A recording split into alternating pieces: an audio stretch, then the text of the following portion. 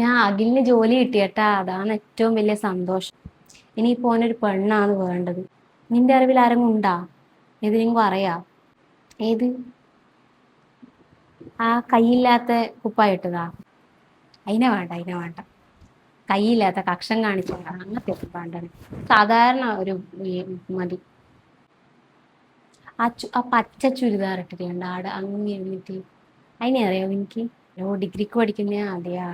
അയക്കോളി നമ്മളെ മോന് വേണ്ടിട്ട്, അഖിലിന് വേണ്ടിട്ട്. അതല്ലേ ഇന്ന് ഓളെന്നാ ചെയ്യുന്നു?